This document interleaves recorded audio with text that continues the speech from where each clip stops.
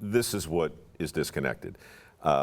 For as long as you and I have been walking around on the planet, repo men have been among us. Yes. Perfectly legal business. You don't make your payments. A man comes to your home, sometimes in the middle of the night, and legally steals your car. Right. Okay? They're called repo men. Today, we have a new level of technology that allows, really, it sort of puts the repo man out of work and lets the bank flip a switch so you can't start your car. Now, the effect is the same. You have a car in your driveway that you can't start. That's unfortunate. Or a man comes in the middle of the night and takes your car. Equally unfortunate. We're screaming about it now because the ease with which our car can be hobbled is somehow appalling. And I think it was Huxley that said the greatest threat to freedom is total anarchy, but the second greatest threat is total efficiency. And he's talking, I think, about the ability to do things that we've already accepted as okay, but just do them easier. Yes. Right? So now you can flip a switch and all kinds of stuff can happen. It's freaking people out. Should it? Not really, because for decades, the repo men have been among us. Right. Repo men are living, walking testaments to consequence. You don't pay your bill, they take your car. You don't pay your bill, the house gets foreclosed on. It's not nice or pleasant, but it's kind of the way the world's always worked, and we've gotten used to the idea. Now we're looking at the technical implementation of the same idea, and we're going, it's different somehow. So we have an audience in here of there's a few high school students, but mainly are all in college, and this is a different era, because I think there are two kinds of people that we're creating now. There's the group that says, hey, I'm going to be freer than I've ever been free, than anybody on the planet has had the opportunity to be free. I can start my own business, or I can make something, or I can connect with people.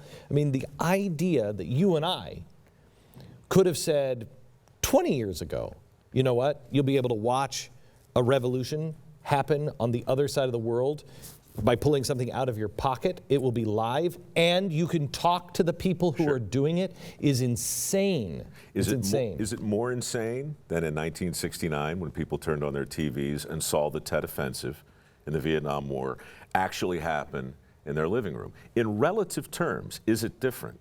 When you said it this morning, it's more personal, right? But look, you pull the thing out of your pocket, you see the image, and you interact with it. You're sitting down with your family for dinner, you turn the TV, you see it. But you said earlier today, we were talking on the radio show, a couple generations from now, if the technology were to vanish and somebody suddenly saw a plane flying over without knowing that such a thing were possible, you'd have the same kind of disconnect. You'd have the same kind of that, what? No. What? So I think we're constantly baffled and befuddled over the long reach of civilization, but it feels more profound to us because it's happening to us. Okay, so tell me, because you keep using the word disconnect and profound, and that is, that is your website, profoundlydisconnected.com. That was clever the way I did that. It really was. It wormed it right in there, yeah. You're an ad man. You can't script that kind of thing. I know. Actually, you can. Yeah, you can. So, when were you on this? When did this start happening? Where did this come from? Well, for me, it was dirty jobs.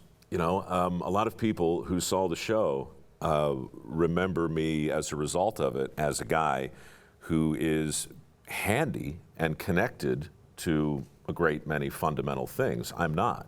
I'm a fan of the people who keep the lights on and make the poop go away when you flush the toilet and keep the roads smooth and the indoor plumbing indoor, et cetera, et cetera. But I don't have those skills myself.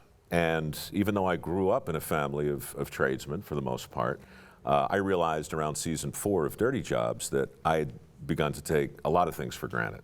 Where my food comes from, where my electricity comes from. And nobody has any idea.